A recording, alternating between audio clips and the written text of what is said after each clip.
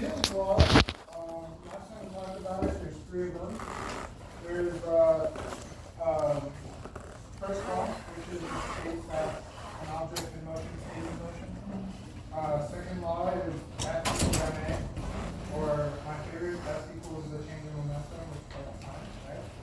And then the third one, which is just equal and opposite forces acting on a body. So let's just look at the simplest case, a box just sitting on the ground. So, did we go over force body diagrams? Okay, so force body diagram is basically how you draw the picture. For the last few chapters, I've been just drawing the arrows on the center of mass. So like if this is the center of mass, all the forces acting on that body act on the center of mass. So for example, you sitting here, gravity basically acts on the center of mass, and how you orient your body is basically how you walk. So it's an optimization problem that your brain does. Anyway, the point is, all forces act on the center of mass. So this object sitting here will have its weight, right? But if it's just the weight, the object will go through the floor, right? Because the total force here is weight. So the sum of forces in the y direction is equal to mg, which is equal to ma in my y direction, right? Under this condition, this object, this box, will fall through the floor and keep going. So we need another force to go against it. This is called your normal force. It is basically the force that acts on you when you act a force on it. So the box has its feet on the floor, and that feet puts a weight force, and so now we need a normal force to respond back, right? And so the new equation becomes mg, and here I'm going to choose my directions now that we have more forces. The positive y is going to point up, so we have minus mg y hat plus n equals ma y hat.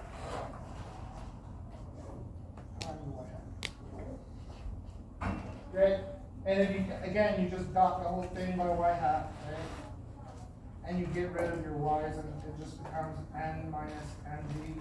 Oh, I'm going to start dropping the arrow. Whenever I'm talking about the magnitude of something, I'm just going to drop the arrow and write the letter. I won't put the bars next to it. So if you just see it like this, and you know it's dealing with a vector, this means the magnitude of the vector. So just to write it out, I'm going to go shorthand for this. And you have MAY. But here in this equation, we still have an AY, right? And we want it to be such that this thing isn't moving up or down. It has to stay flat. It can't move. So we actually have to tell the equation what AY is equal to, right? So we actually have to input our own knowledge into this. And we're going to say AY is equal to 0, right? And then this gives us n equals mg. So your normal vector is the total force is the same as the force of your body sitting on it. This isn't always the case. For example, if you were to rotate and orient the box on the hill, this normal vector will now point a different direction. Rule here, normal vector is always normal to the surface. So n, this vector, is always normal to the surface. What do I mean by that? I mean that it will always form a 90-degree angle with the surface. So see this surface is here, it will form a 90-degree angle with that surface. So if you were to have the surface on an incline, which is exactly what it will do, the normal vector won't directly up, it will point at some angle. Okay? So yeah, let's look at that. What about on an incline? So let's have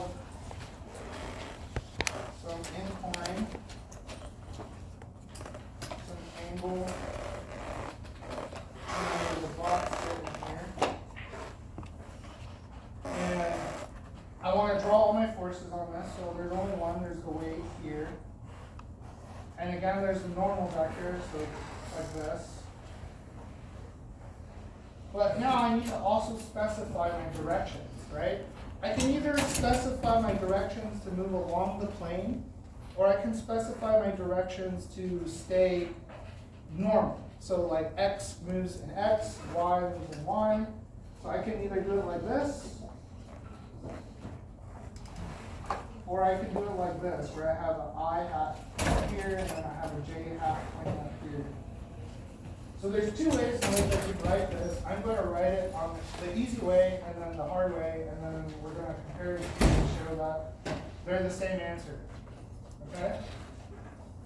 So let's break up this vector along the ij's, right? So we do that here. This angle is theta, right? And the reason why I know that is because these are two parallel lines, right? If you look at the interior angles, they should be equal. So this component here, we can call W cosine theta. This component here, we can call W sine theta. And how did I choose this, right? Well, I chose it based off my directions here. I said the direction I is this way, and direction J is this way. So I need to break up this vector along my two directions, which is J and Y, right? Does that make sense? So how you break up your vector depends on what directions you choose to specify your problem.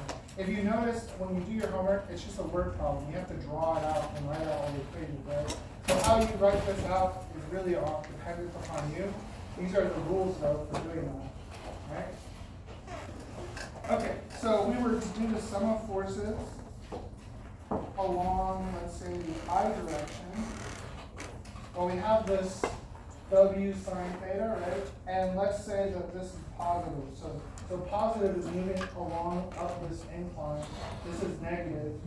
So this is magnitude sine theta minus I hat, right? Because it's pointing this way, it's pointing down, so I put a minus there. And then that's it. That's all we have. So this is equal to m. I'm going to put a little I hat to show you that this is the acceleration along this plane. So A hat equals along plane. That's sine theta times negative I? Yeah, sine theta times negative I hat.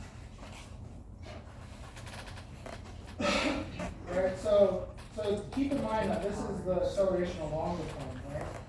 So it could be broken up into two directions with your x and y, right? We'll get to that. Okay, and we don't know whether or not this thing's sliding up or down the hill. Well, we can just assume it's going to move down. And so we have our direction for this. So it is minus mg sine theta I hat equals m ai minus I hat, right? Actually, we don't even have to write minus here. We don't have to write minus here because it's encoded in how we wrote out the problem. What we could do here is say that the magnitude, right, of this thing is equal to minus mg sine. So this is a point where it's telling us what direction it's going to accelerate based off of this, right? So you can actually just keep this general and always have this be a general description. If you put the minus in, what you're saying is, I know I'm accelerating downward. What is my acceleration, right? So you'll get a positive value, but you need to keep in mind you got a positive value because you specified the direction prior, right? Okay. What about our j hat? So I j hat, right? The sum of forces in our j hat direction. We have two. We have n, right? Which points along j, so we can just write it out as n j hat minus, and this would point to negative, so this would be w cosine theta j hat. Right?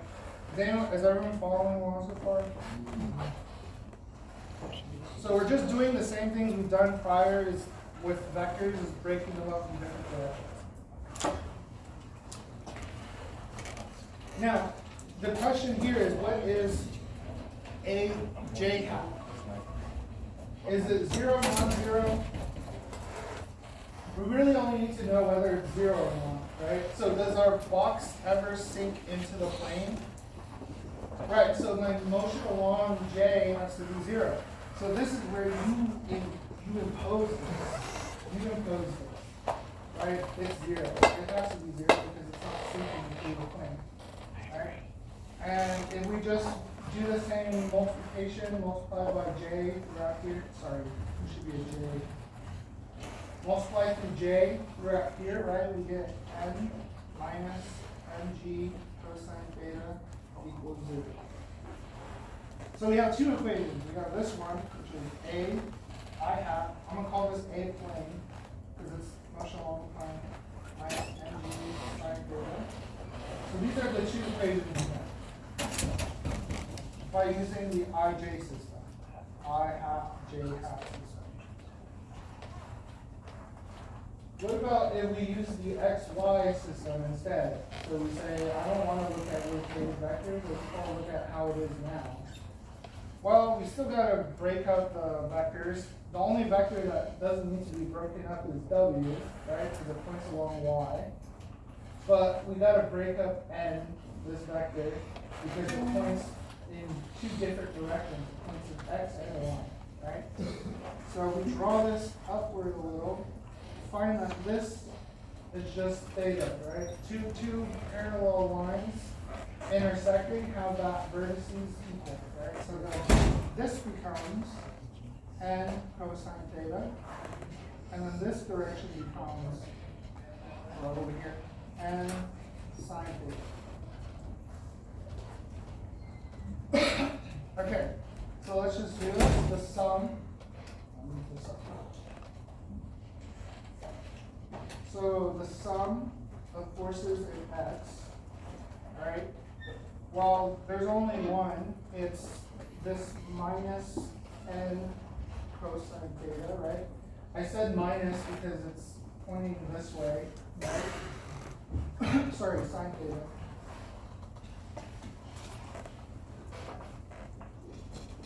And this is equal to max.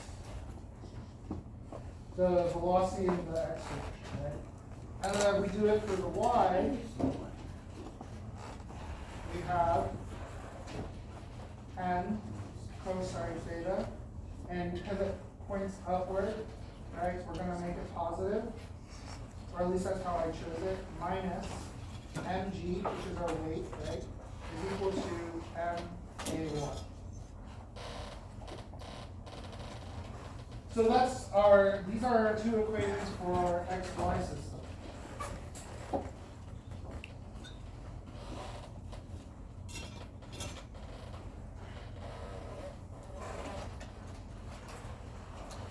So the question now is, how do we get the A plane from these two equations?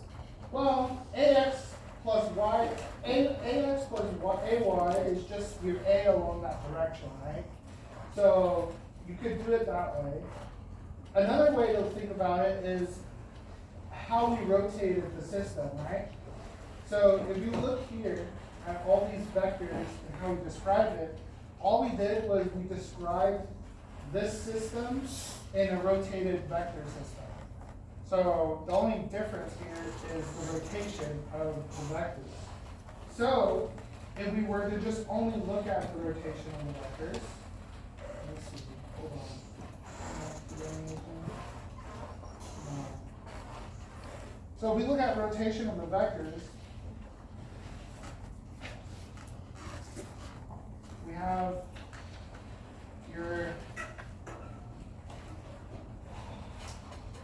your x hat, right, pointing up, and you have your y hat pointing that way. And all we did was we rotated this some theta, right? And now this is our j hat, and this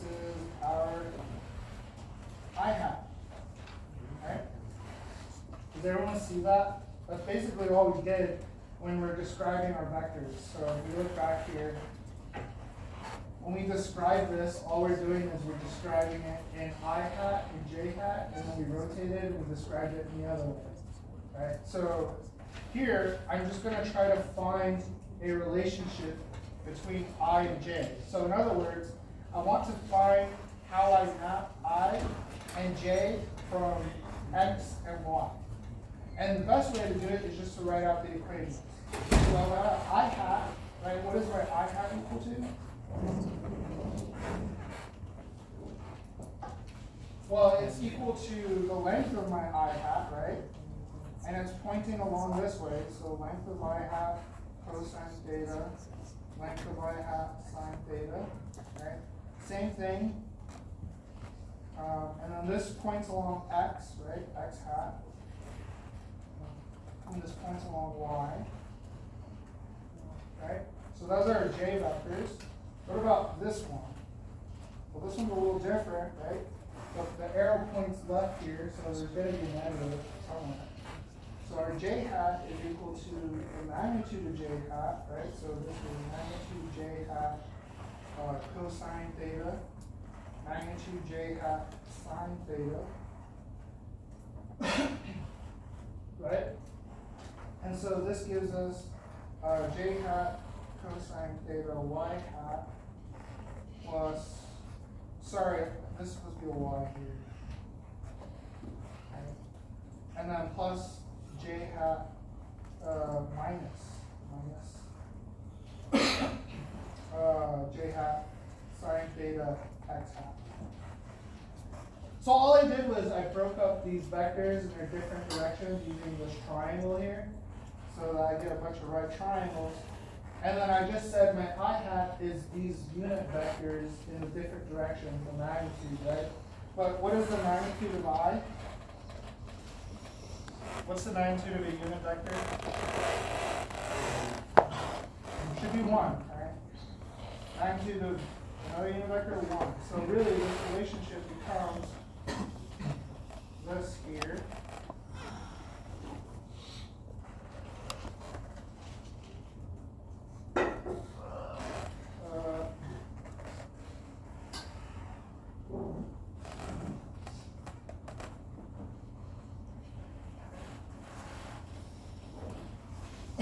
Right? So now I'm going to do a little something. I'm going to write this in a matrix notation. So this becomes I hat J hat equals cosine theta sine theta minus sine theta cosine theta x hat y hat. Does everyone get how I did that? So if I were to multiply this across cosine theta sine theta, right? This just gives me cosine theta x hat plus sine theta y hat, right? For my top, you're really just multiplying this out, right? And this is minus sine theta x hat plus cosine theta y hat. Right, so really by doing it like this, I've broken up these two unit vectors into a relationship. And this relationship here is called your rotation loop. They're very important later on when you start studying discrete rotations. For example, if you ever work in chemistry and you do this polyspin at the excluder principle and all that stuff like that, these show up and there's different versions. This version is only for rotation about our z, right? So if we were to draw this z vector here, right? So I just drew the z hat out here, right? So this xy rotation is by the right hand rule, right? We're rotating around our z. So this rotation matrix would be written like RZ for rotation around the z axis. Okay, but what is this? So basically why I want to do this is I want to check to see if I can get my plane answer from my regular, right? So if we remember my equation, Ax m is equal to n sine theta, and then m ay is equal to n cosine theta minus mg. Right? So I want to obtain these new equations. I want to get, what were the other ones? So one between, it was m plane equal to minus g sine theta, right? And then we also have n is equal to mg cosine theta. And this came about from n hat minus mg cosine theta equals m a j hat. Remember that we imposed that this j was 0. We're actually going to kind of avoid that and doing that too quickly. Anyways, so let's write these two vectors here, these two pieces, in matrix notation. So how am I going to do that? Well, I'm going to put my max on top, my may on the bottom, and then I'm just going to write this out. We can't see. Oops, sorry. So all I did was this. I just put my ax on top, my ay on the bottom, and I'm just going to fill these in. So this is sine theta, n cosine theta minus mg. And now the question is, I want to rotate, right? So I'm just going to apply my rotation matrix to this and see if I get the same answer. And if I do, then that means these two equations are actually equivalent. So let's do that. Okay. So I want to do MA plane, right? So what I'm looking for should be equal to M times this rotation of A, right? And this A here is your AX, AY, right? So plugging this in as M times, let's just see, cosine theta minus sine theta, hold on. Yeah, that's right. Sine theta, cosine theta. Wait, no. Sorry, that's the inverse. Oh, I forgot to mention one last thing. The inverse of this is equal to the transpose. How many of you know to take a matrix transpose? So a matrix transpose is basically you take this column and you rotate it and you make it your row. And then you take this column, you rotate it and you make it the second row. So if I were to just rotate this R vector, I would get for the first column cosine theta minus sine theta, or for the first row, sorry. And then for the second row, it's just these. And you don't need to know this. This is just for your own entertainment, and also for a way for you to check your answer. Because it might be easier to write your answer in XY coordinates, because you'll have a bunch of things going on. And if you want to check your answer in the rotated system, you just multiply by this matrix. Okay? So this minus should be here actually. I was actually writing down the inverse. Okay, and then this is n sine theta and cosine theta minus mg. Okay? So now let's just multiply this out. What we get is we have, for our top row, we multiply cosine times n, sine times this, right? So we have cosine theta n plus n cosine theta. Let's see. Let's see what I have here. Multiplications on that side. So this would be, I'm going to write this out. It's a big multiplication.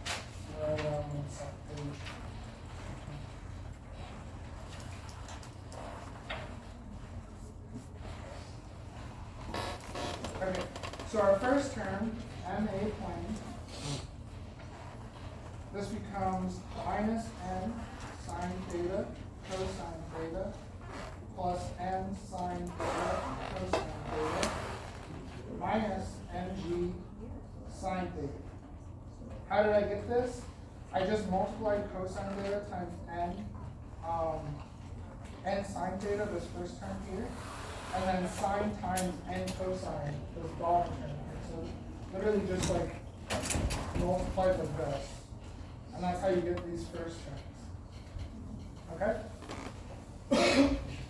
Can you repeat that, please? So I just multiplied these two across to get my first term.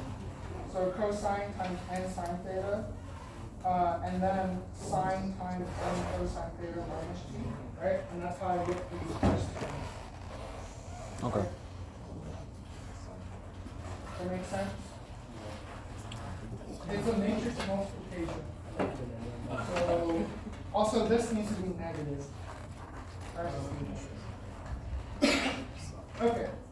And then I basically do the same thing to the bottom term. I multiply these two. So sine times this, so it's sine squared theta n. And then cosine times this, which would be n cosine squared theta minus n cosine theta. And then the next term would be, yeah, that's the term. Okay. So this is a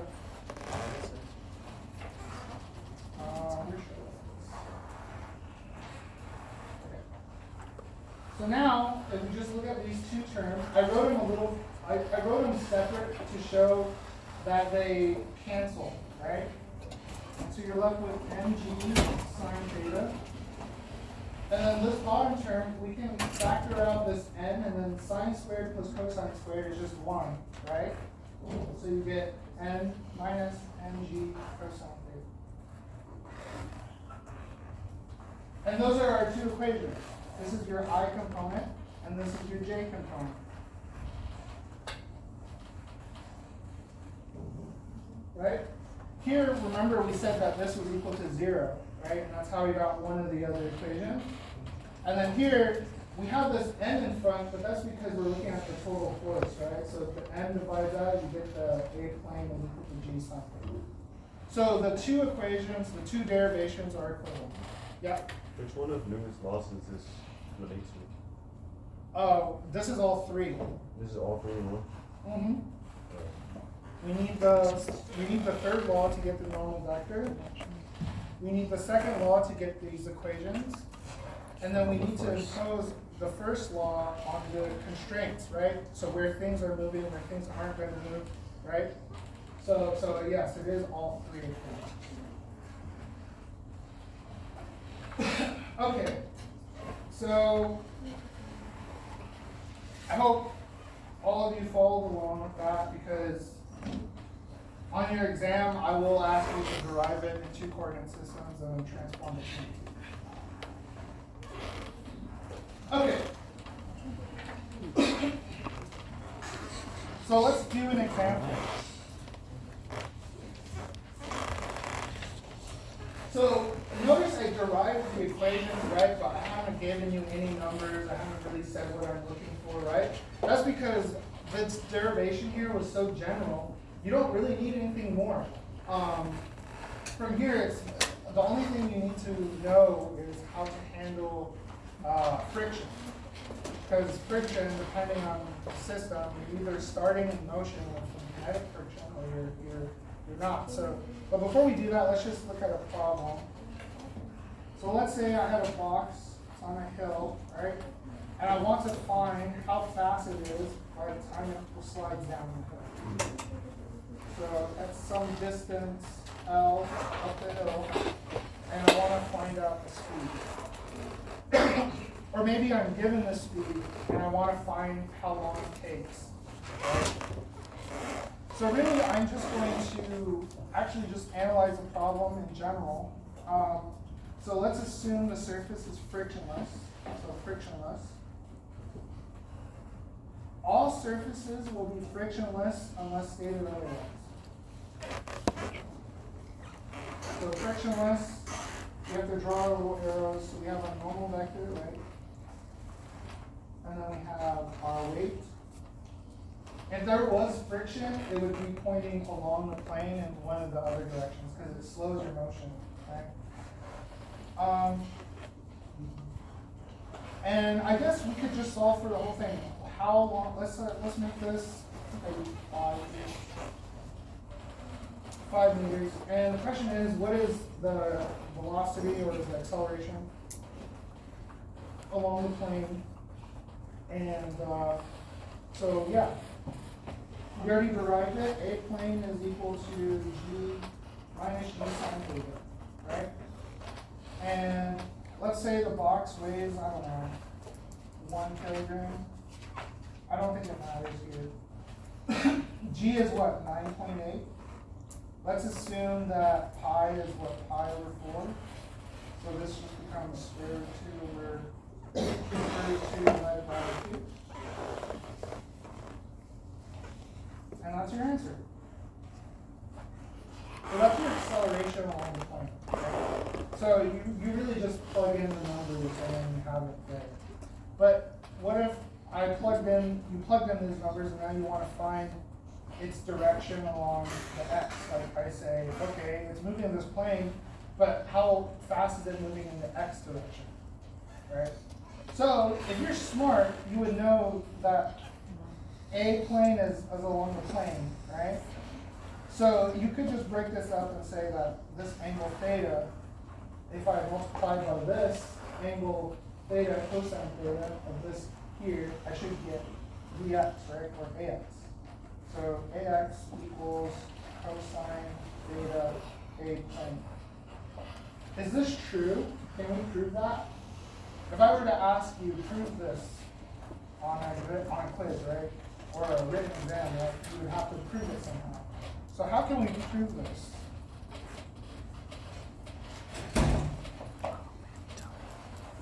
Well, we can go back to our original definition and just show that we have mdx over dt is equal to minus n sine theta and m dy dt is equal to n cosine theta minus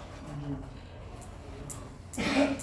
If I were to plug in what I know this to be in terms of what I have here, so I set this to 0, right? N equals mg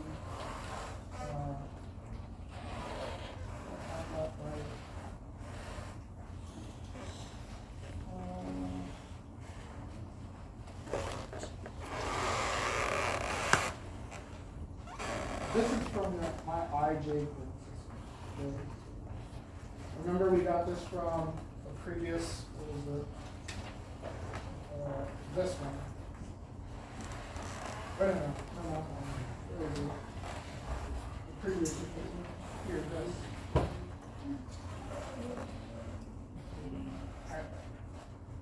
So we plug that in, we get m dx dt equals mg cosine theta sine theta. And if you remember from doing this simple calculation, if we did integral dx dt equals integral mg. I'm going to divide out my m's here. So m's are going to cancel. G cosine theta sine theta. Also, I believe there should be a negative here because you're moving backwards, right? The thing is sliding the opposite way, so there should be a negative here. Notice I can just put in the negative, right? Normally in a math class, they wouldn't just allow you to do that, but this isn't a math class, it's a physics class. So if you get to the point of your answer being like, oh, it's supposed to be going this way, but it's negative, you can just say, well, I'm switching my direction, but you need to keep it consistent. So if you do that, you have to go literally from the beginning and trace every negative sign through the cross. Okay? If you can track all your negatives, then your calculation shouldn't be wrong. Okay? So this gives me delta Vx equals minus G cosine theta sine theta t.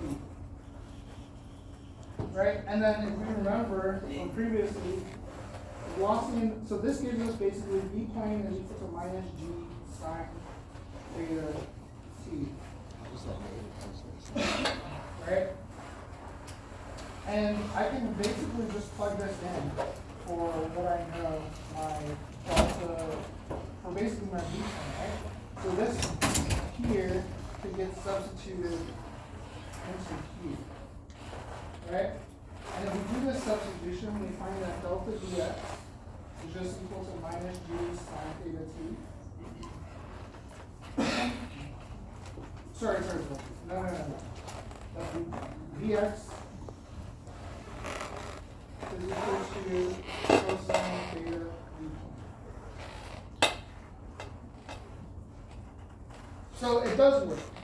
We can just multiply by the angle, cosine theta.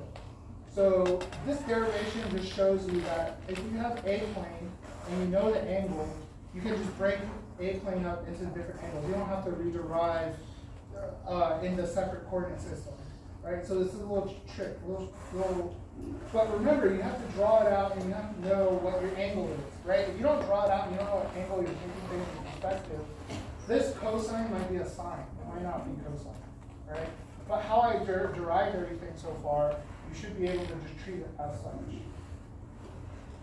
Okay, we can do the same thing for the y direction actually. So if we look at the y, so we have m dvy dt equals mg cosine squared theta minus mg. Where did I get the square from? Hold on a second. Oh, yeah.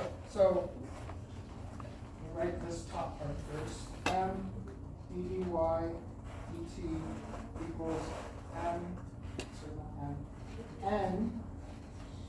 cosine theta minus mg. And all I did again here was I plugged in n equals mg cosine theta. Plugging that in, that's where I get this square from. Right? So let's do this little trick. I'm going to divide out all my m's. And we should have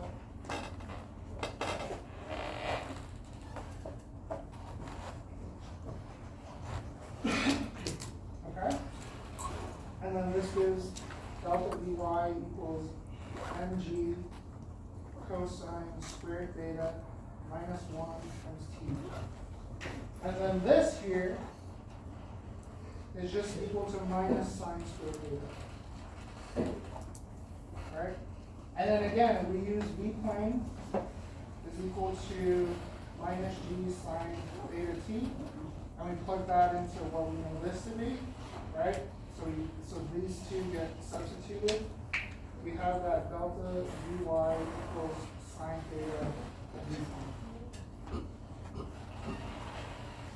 So, we're able to go in between two coordinate systems, and we're finding that the relationship is just described by an angle.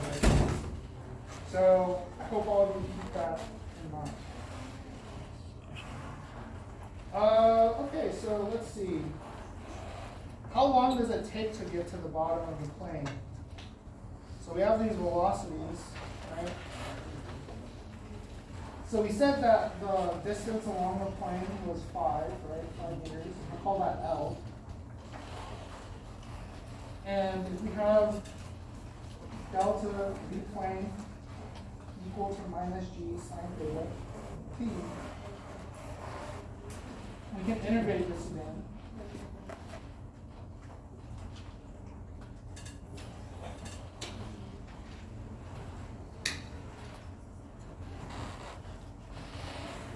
Right, so all I did was I took what we know v plane to be, and now I'm integrating again. And this should give me a description for the plane is equal to minus 1/2 g sine theta t. Okay, so if I'm 5 meters along, so let's just say this is 5. And so 5 here, 0 here, right? So this If you're needs to be 0 integrating, minus would 5 it be is equal would it be to, g cosine? or actually just multiply this, so it would be 2. Integrating. No, actually dividing them. It's not 1/2 g sine if it's integrated. And divide by sine theta. That should give you your time squared. Multiplying everything out is roughly 10 The divided g by sine out, 10 you're only doing a factor of t. times square root 2 divided by 2. He just moved it back, yeah. I have 2 times here, right? I have a plus or minus time. Which time do I pick? A negative one or a positive one? Yeah, you pick a positive one, it should be the same value, just symmetric, right? Okay. So, plugging this in, we can find what the speed is, right, at the bottom. And that is V plane is equal to 9.8 times square root 2 over 2 times t, which would be square root 10 all over 9.8 times square root 2 over 2. Obviously, you would reduce this, you wouldn't leave it in this form, but I'm just doing it for convenience. I don't have the final number, I believe. You can actually see. Oh, yeah, I do. Okay, so the final number should be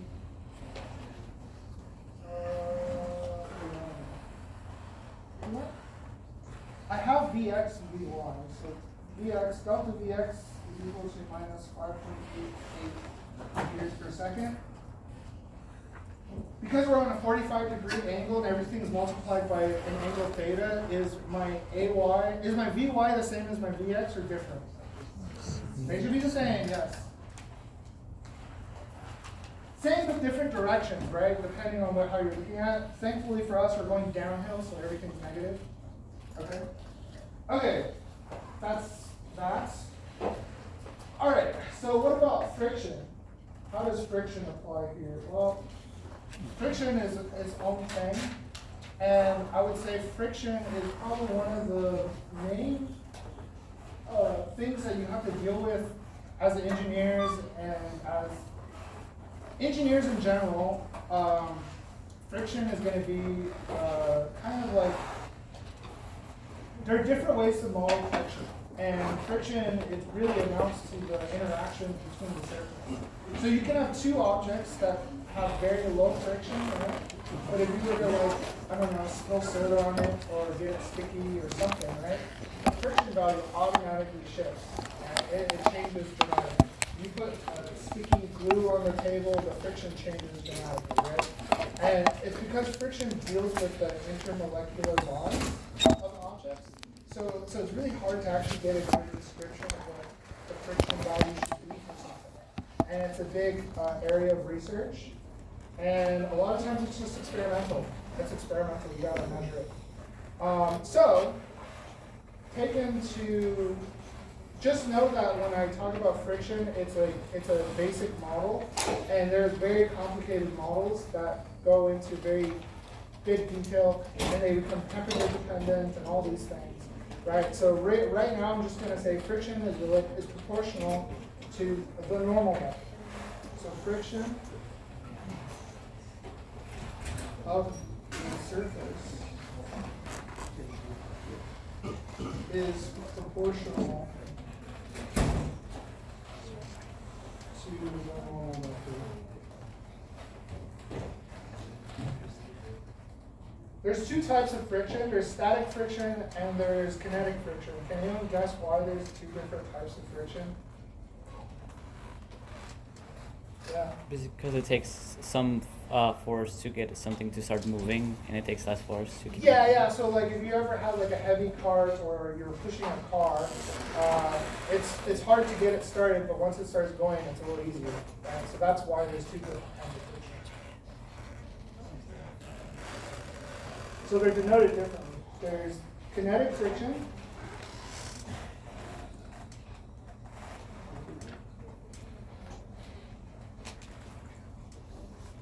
So it's written like this. This is called mu. So mu sub k is your kinetic friction. And then there's static friction.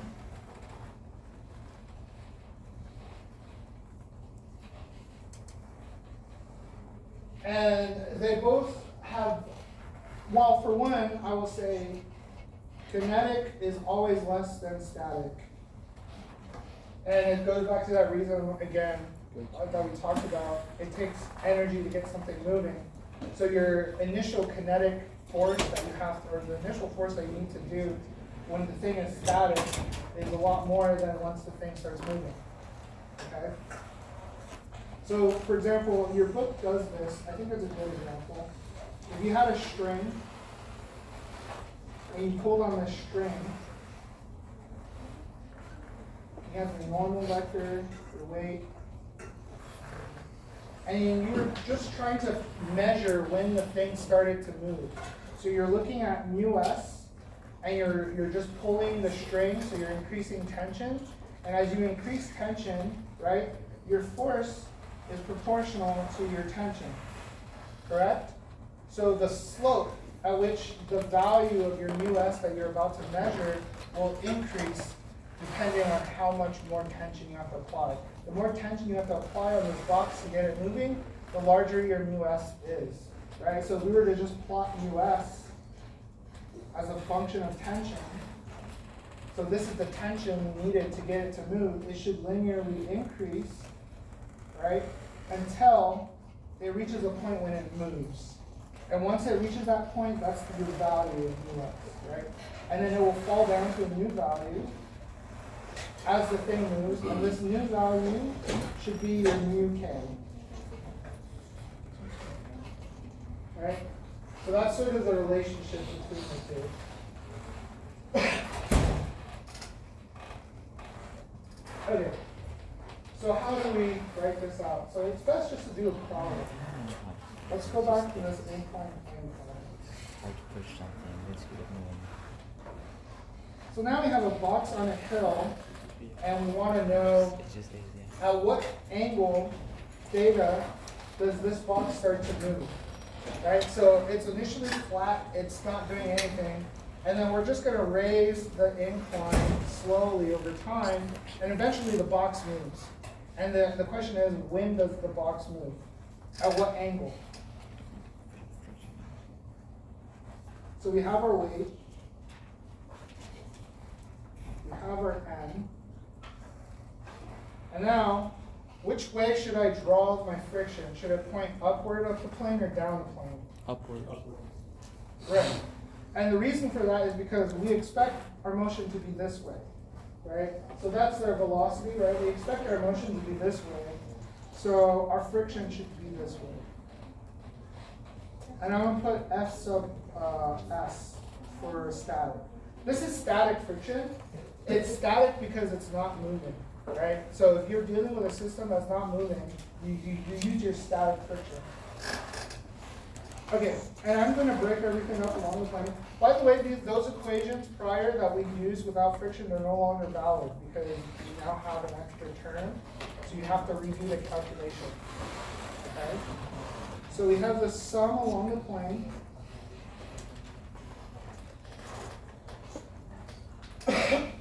Right? So F points, let's call this I. Right? So Fs I hat minus W sine theta. It's theta is equal to M A point. Right? And then our normal vector, or our Fj, right? So this is J, is just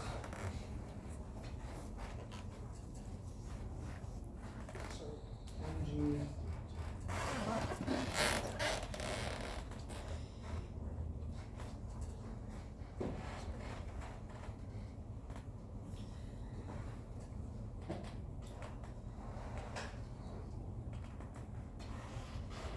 So not much changed. We just have this thing here, right? So now we have mu s n minus mg theta equals m a plane. And then we want to find when this thing just starts to move. So when this thing is just above 0, right? So we do this, oh yeah, and then let's use our second equation. The second equation, remember this is 0, right? Because it doesn't go through the floor. So this should be, right, so that gives us this. If we plug everything in, we have mu s mg cosine theta minus mg sine theta equals greater than or equal to 0, right? It needs to be greater than or equal to 0 for this thing to just start moving. What are we solving for here again? The coefficient of static friction. The angle, the angle. Keep that in mind. We're looking for the angle because we don't know mu s. We don't know what it is. It's an experimental quantity, right?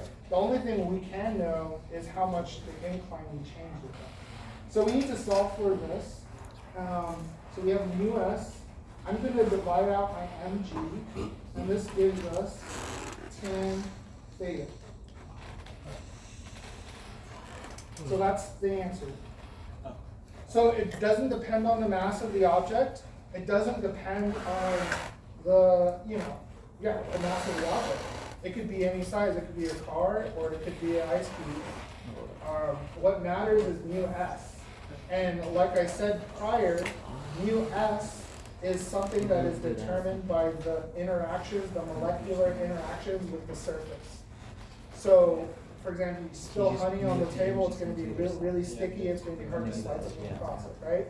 And that honey, that effect is due to is encoded into this. So you really can't know mu s unless you measure it. And the best way to measure it is just to put the object, whatever surface you're testing, and whatever object you're looking at, just put it on an inclined plane, and then start raising the incline. And then when it starts to slide or move, you've measured your mu s. And then you can use that to predict other things about the dynamics of the system if you want. Okay.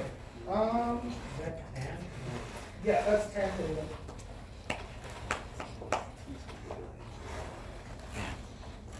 Okay. What about if it's already moving? So we don't use mu s if it's already moving, and then we can't state things as 0 because they're not 0, right? So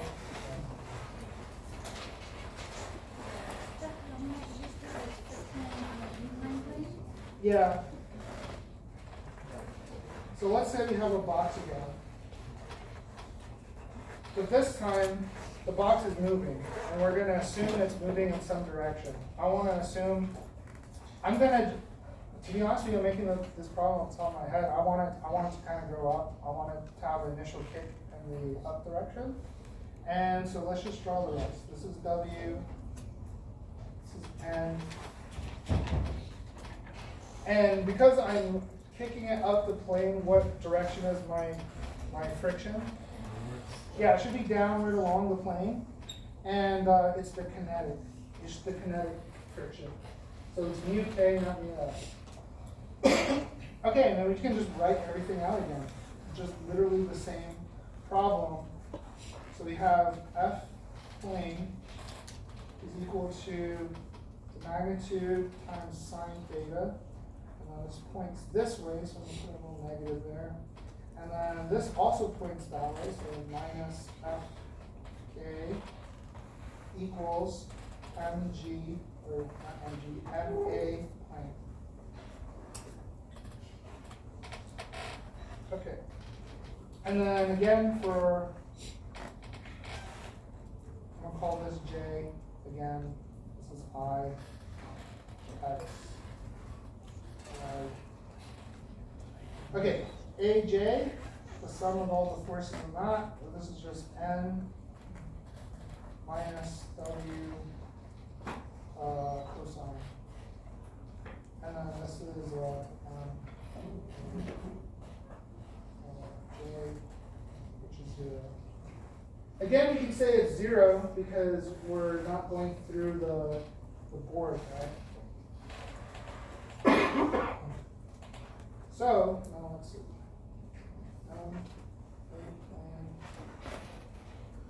I guess we gotta have a question to answer now, right?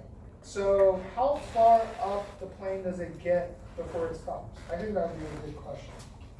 And there's two ways we could do it. One way would be to use energy. So you look at the energy starting and how far your energy at the end will tell you how far you go. But we're not there yet. That's chapter 6. But we're gonna come back to it. Okay, so this is mg sine theta minus uk and half.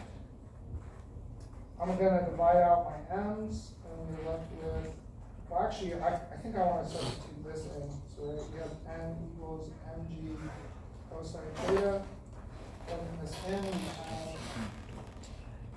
n a plane is equal to mg sine theta minus mu k and mg cosine theta.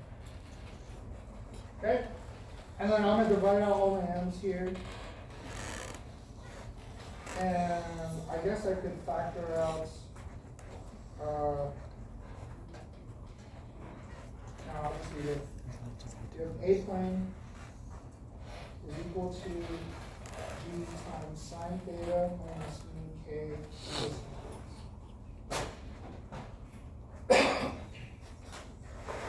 So now to solve this, we actually need information, right? So some things we need. We're only given that its initial velocity up the plane is non-zero. There's actually more information we need to determine how high it gets. And that would be when, well, we can just solve it. So let's do this. We have dv plane equals dt minus g sine theta minus mu k cosine theta. Everything here is constant, right? Sine theta is constant, g is constant, mu k is constant, right? So we can just do this. We have delta v plane is equal to g sine theta minus mu k cosine theta t. So I just took the integral, I skipped the step. I'm going to start doing this more and more as we move along in class, because it's obvious, I feel. So what should delta v plane be? What should be my final velocity on the plane when I stop? It's 0, right? So really I only need to know my initial velocity, right? So let's say I was given v naught not equal to 0, right? We know v plane has to be 0 when it stops. V plane equals 0 when it stops. So what's the time?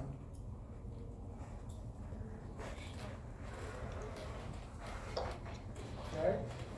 So we have minus v naught equals g sine theta minus mu k cosine theta. Right, and then this is the time. T equals v naught divided by g sine theta minus mu k cosine theta.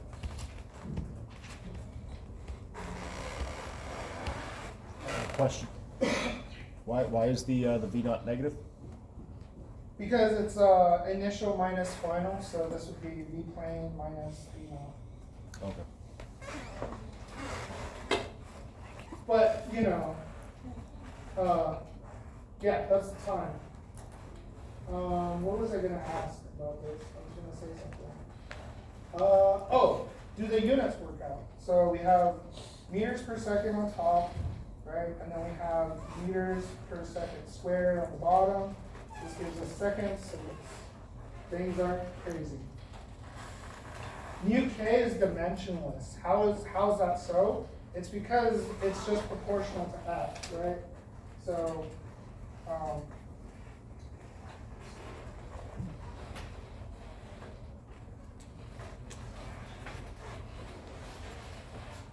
because this is units of newtons, and this is units of newtons, this has to be dimensionless.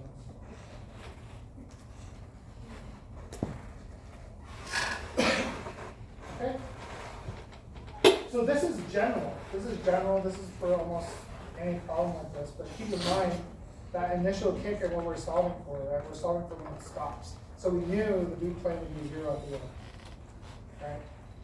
It might not stop. It might say, okay, you're given an initial kick of 5 meters per second. When do you reach 2 meters per second? Up the hill, right? So it's the same problem, only now your V naught is different and your V plane is different. So it's literally the same problem. You just plug in different numbers here, and then you solve for time. Okay. What about air friction? So we've done a lot of friction planes. Air friction is a little more complicated because it depends on your speed.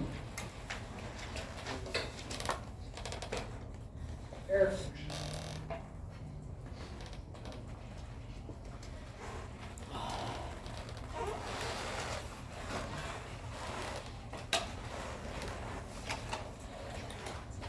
So any of you who are like aerospace people or anyone who wants to go and be in the aeronautics industry, air friction is finding these values for the friction induced on the wing and all this other stuff.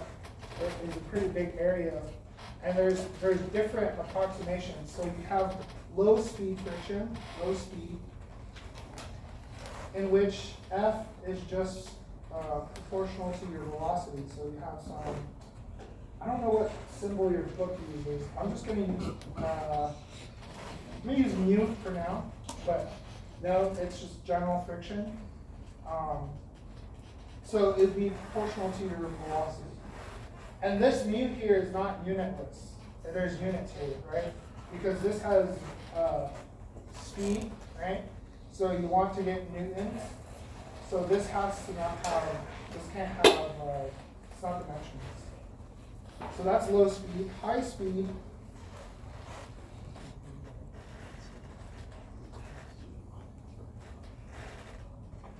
it's square. I'm going to draw these as magnitudes as well. The reason why I'm putting it as a magnitude is because there's no like way to determine direction until you specify, right? So like in the previous problems, we always have to specify what direction and where we were going. So they're not real forces in that sense.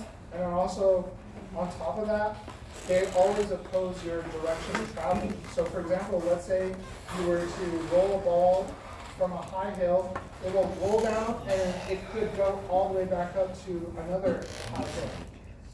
That's because it's able to lose gravitational energy and gain it back. You can't do that with frictional forces. You can only lose it because it's always opposing your motion of travel. So when you go down, it's positive, it's taking away energy, and when you go up, it's taking away energy. You never gain anything back. Okay. So let's say we have an object falling, right? And what are the forces? Well, here you have your friction force, and then you have your weight, and that is pretty much it, right? And so this becomes, I'm just going to write it out, this becomes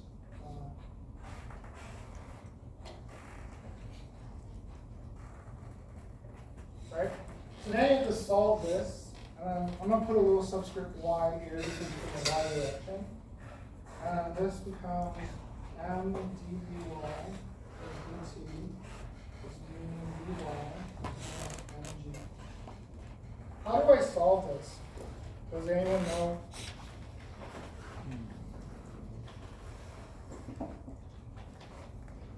So you always try to solve for, you always want to group. See how you have your dvy here? You want to put this with the dvy's on the same side, and you want to move time on the other side.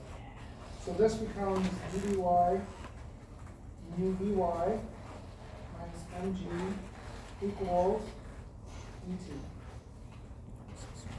And now you just take this integral. And if you take this integral, I don't have it on me.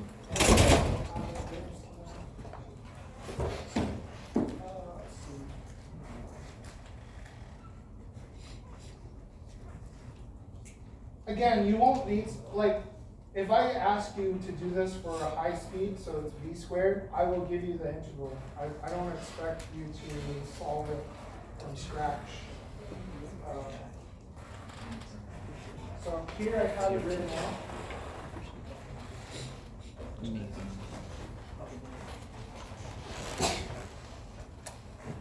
So see, the time just gives you t plus some. I got rid of this. This isn't necessary because we're evaluating it about. And then the integral of this is just a log. Right? Your book does this derivation. I highly recommend you read it. I will do an example of this in class. I like space problems.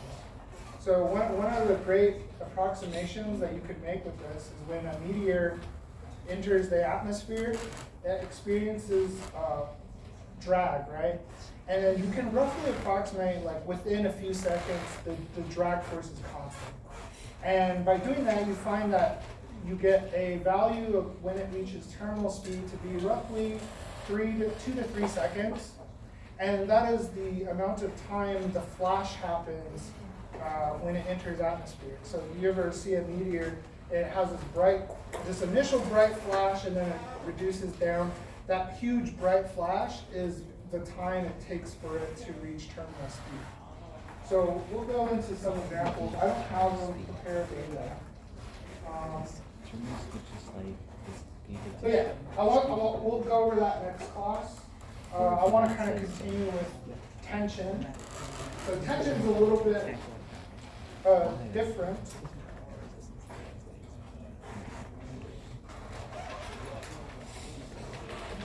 So properties of a string.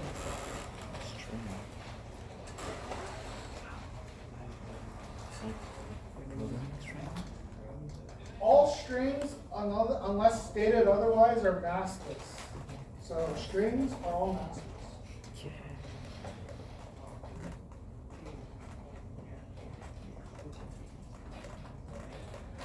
And because they're massless, that means it takes zero force to get the end to accelerate. A way to think about this is imagine you had a shoestring and you were wiggling the shoestring. The other end of the shoestring will wiggle. Now imagine you reduce the mass of the shoestring to like a floss. Well, it becomes easier now to wiggle the other end of the string. So if you keep playing this game, you can reduce it to zero, and under these little assumptions, you can guess that if this thing were connected and had zero mass, it would be the perfect propagator of a force. Meaning, all forces within a string are the same and equal. So all forces in a string are the same.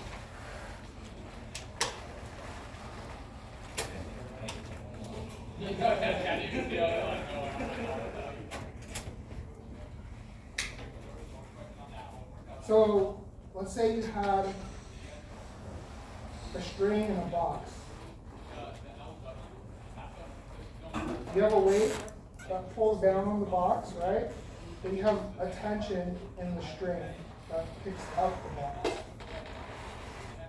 By force diagram, right, or by sum of forces, it's not moving, right? So this should be zero. And this should just give us T minus mg. So the tension is equal to my mass, or my weight, sorry. So it perfectly encapsulates the force that is acting on it, right? So what if we had multiple boxes?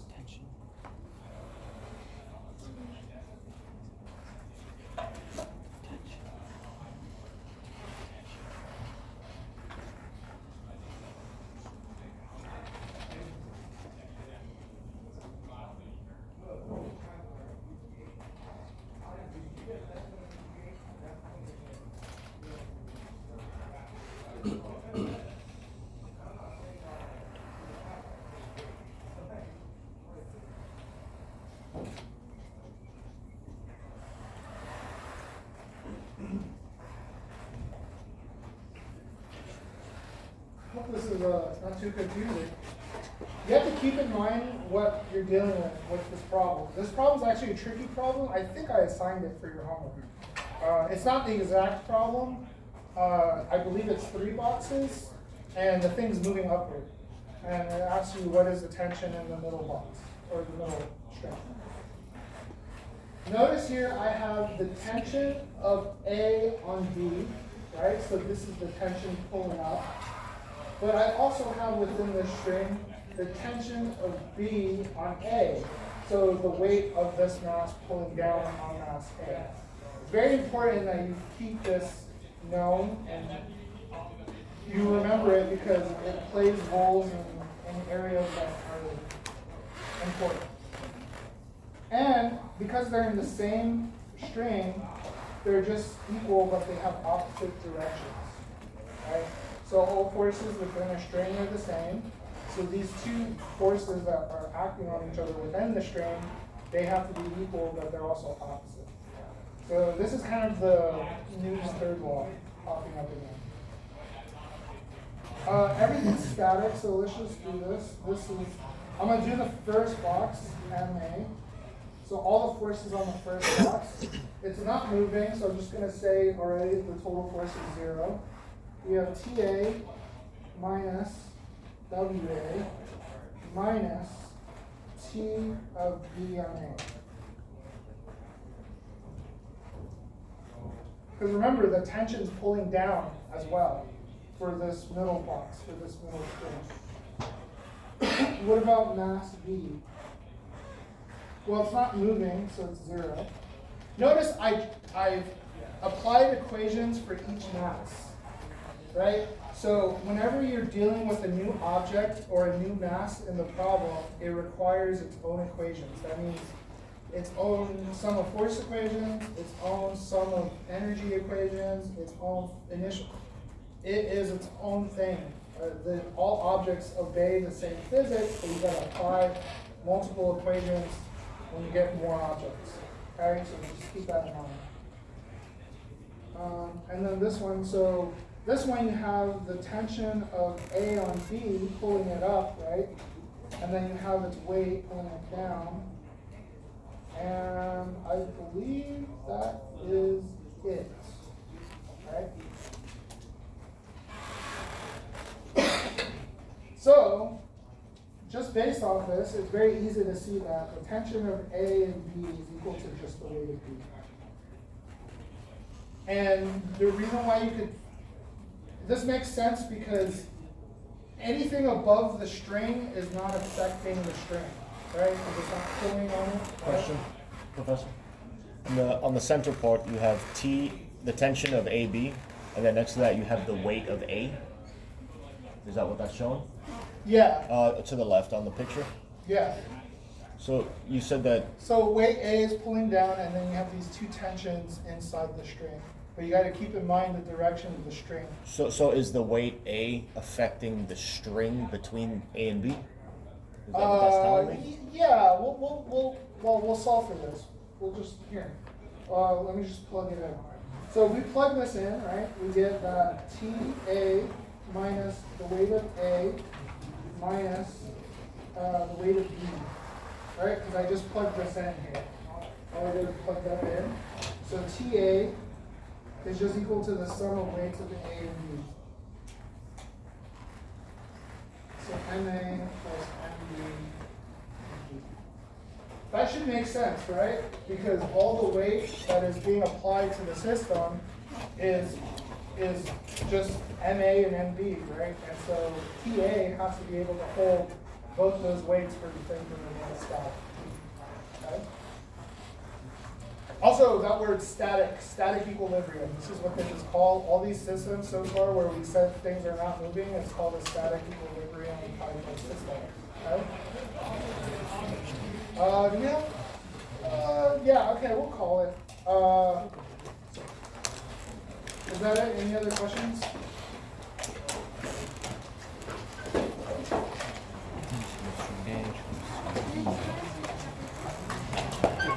We'll still be doing chapter